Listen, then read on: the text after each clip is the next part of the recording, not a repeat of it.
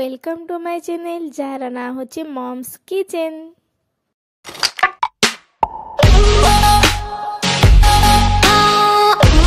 चलंतु आज आमे बनेबा देसी स्टाइल मटन झोल। एठी देखंतु मु मटन को धोईकी सफा करि देइछि। वर्तमान देखंतु एठी मु लूण एवं हळदी पाउडर देकी याकू भल से गोळेई देउछि।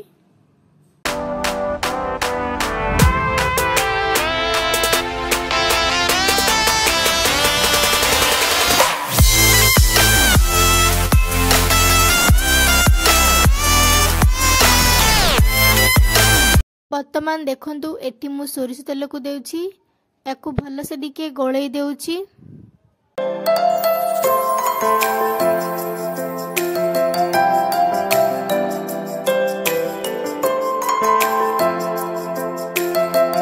याकू मु 5 रु 10 मिनिट मैरिनेट हेबा पई छाडी देउछि।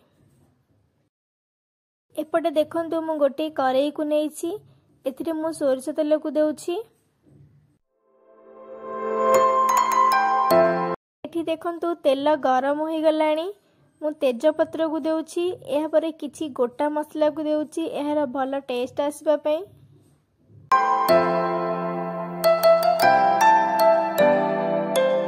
वर्तमान देखंतु एठी मु पियाज एवं किछि कंचा लंका को देइछि एको मु भल से टिके भाजी देउछि।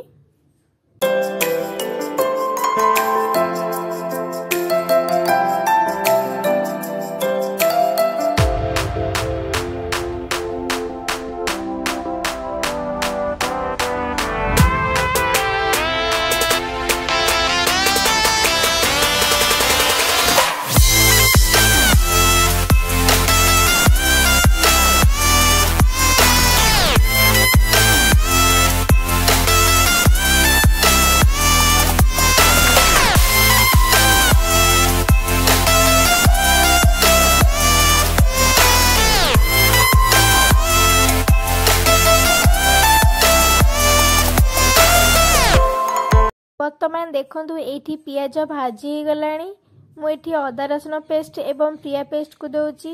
प्रिया पेस्ट आपण मानन को मार्केट रे मिली जिवो।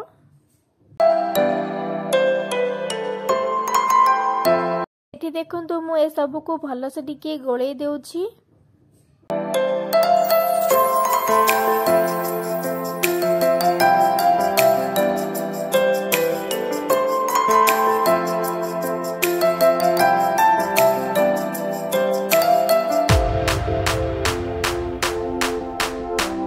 वर्तमान देखंतु एठी मु धनिया पाउडर, जीरा पाउडर, लंका पाउडर, हळदी पाउडर ता सहित अल्प टिके गरम मसला को मध्य देउछि।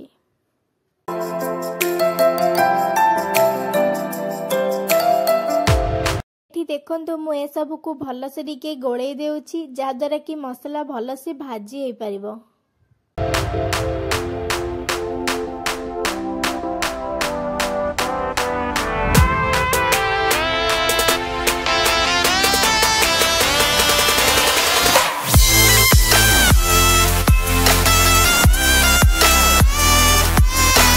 वर्तमान देखंतु एठी हमर मसला प्रस्तुत हो गलानी।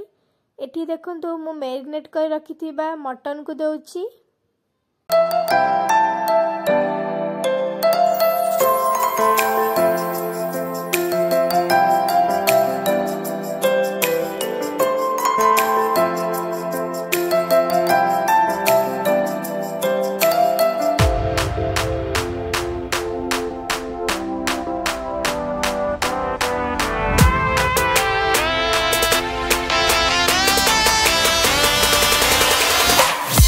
वर्तमान देखंतु मु 15 रु 20 मिनिट याकू कवर कर देइथिली जा द्वारा कि मटन भल से सिझी परिबो।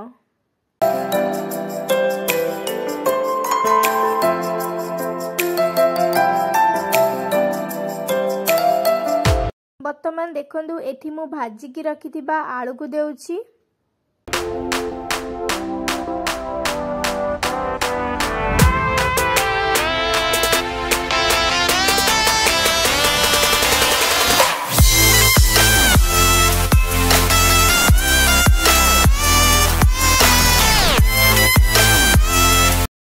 बर्तमान देखंतु एठी मु 15 रु 20 मिनिट याकू कवर कर देउची।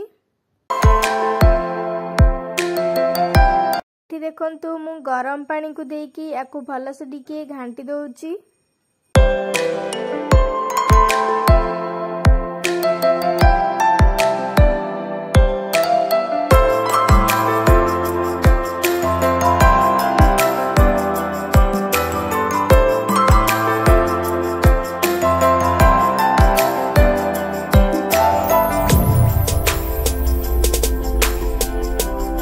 बर्तमान देखंतु एठी मु स्वाद अनुसार लूण को देउची, ता सहित गोटा रसुण को मध्य देउची।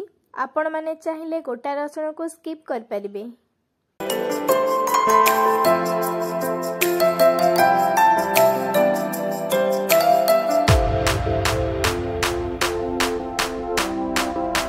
बर्तमान देखंतु एठी हमर मटन 80% सिझी गलानी।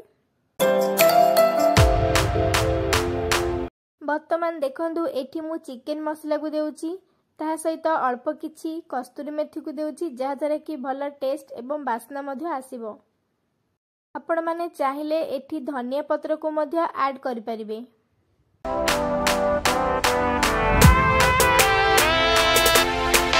आपण माने आपणक घरे एही स्टाइल देसी मटन झोल बनांतु एवं केमिति लागिला मते कमेंट माध्यम रे निश्चय जणांतु।